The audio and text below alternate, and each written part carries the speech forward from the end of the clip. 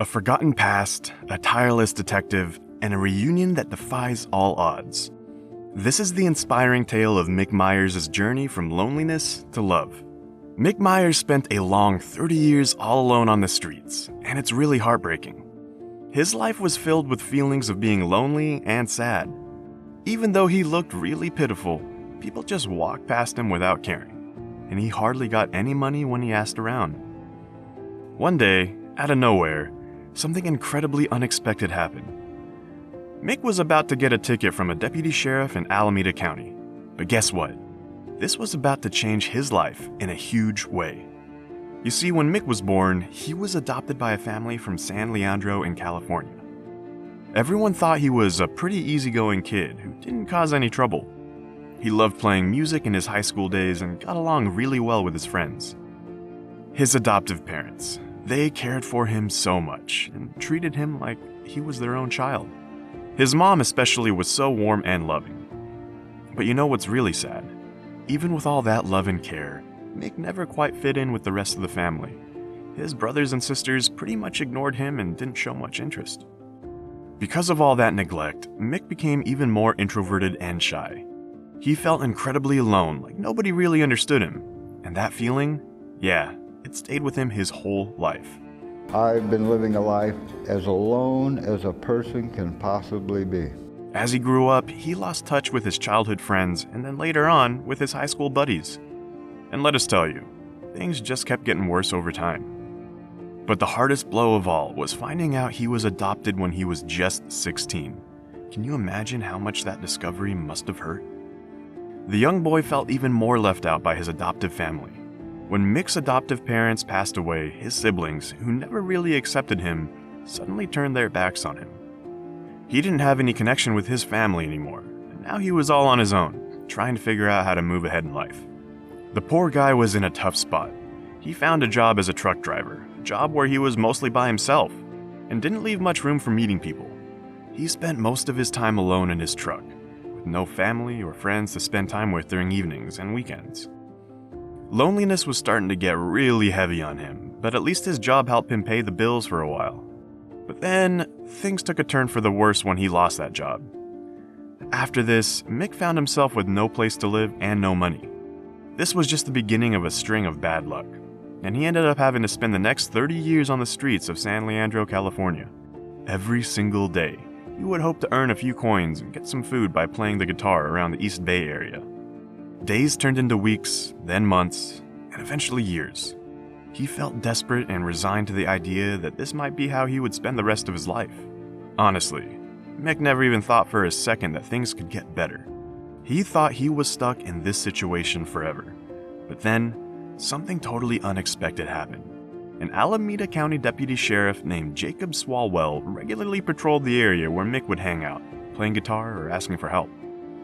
This deputy had seen Mick around for a while and had told him to stop bothering people on the streets, even though he never really bothered anyone. But no matter what, Mick kept coming back to town, desperate as he was. One day, Deputy Swalwell realized that all his warnings weren't making a difference. Mick just kept doing what he had to do to survive. So Deputy Swalwell decided to take more serious action. He asked Mick for his identification so he can issue a report. I'd given him so many warnings, I asked for his ID, and he told me he didn't have one, said Deputy Swalwell. I asked him right away, "Why don't you have any ID?" This conversation changed everything for the both of them. You see, Deputy Swalwell used to think that homeless people ended up on the streets because of their addictions or other issues. But with Mick, he realized it was a lot more complicated than that. I learned more about him. He told me that he was disabled, and he had been homeless for 30 years. He was not an alcoholic, he didn't use drugs, and he didn't smoke. He was just an old man on his own, Deputy Swalwell told the local news. Mick explained to Deputy Swalwell that he was on the streets because he had nowhere else to go and no family to turn to. He couldn't even get Social Security benefits because he needed identification, and without a home, that was really tough. He told the sheriff about his years of loneliness and despair. And then, something amazing happened. Deputy Swalwell said to him, "Well, you have someone to help you now." The first step was to get Mick some ID, but that was going to be a complicated adventure. You know, in the US, it's really hard to get your ID renewed. Mick hadn't had a driver's license for a long time, since he was a truck driver. but nobody could find him to give him his documents. The administration had lost track of him. To get his identity documentation again, Mick had to go through a lot. He had to stand in long lines at different government offices. He used to have a driver's license, but they couldn't find his records. So, he needed his birth certificate and at least 2 proofs that he lived in California. It was a tough challenge, and poor Mick was used to facing rejection and disappointment. Deputy Sheriff Swalwell was shocked by the situation, but he wasn't ready to give up. He wondered how a homeless person could prove their residence. He decided to ask for help, starting by getting a pastor involved to help Mick gather the necessary documents. At the same time, Deputy Swalwell took on the mission of finding Mick's birth certificate. When he finally got a hold of that long-lost piece of paper, he discovered Mick's real first name before he was adopted: Gordon Michael Oakley. A local TV station heard about this incredible story and wanted to share it. With the help of Deputy Swalwell, they both realized that Mick was a real person, not just a stereotype. A skilled private investigator named Marcus Skins also got interested in Mick's story. He saw a report about him and was working for Miracle Messages, a nonprofit that helps reconnect homeless individuals with their families if they're still alive. Moved by Mick's story, Marcus Skins decided to help. He started the process of finding his real family. Now, the detective cared a lot and dug deep into Mick's past. He found something really touching. Mary Pauline Oakley and Wiley Albert Oakley were Mick's real parents. Mary had a tough time and had to give Mick up because of money problems. On a teary phone call, Mick and his mom Polly finally talked. And then, with the help of Deputy Sheriff Jacob Swalwell and Detective Skins, Mick headed to Humboldt County. Seeing Polly was a mix of feelings, and he found out he had a niece, brother, and sister, a whole new family that made him feel warm. Polly had a new life and got married again. Their reunion was full of feelings, with music and heartfelt conversations all around.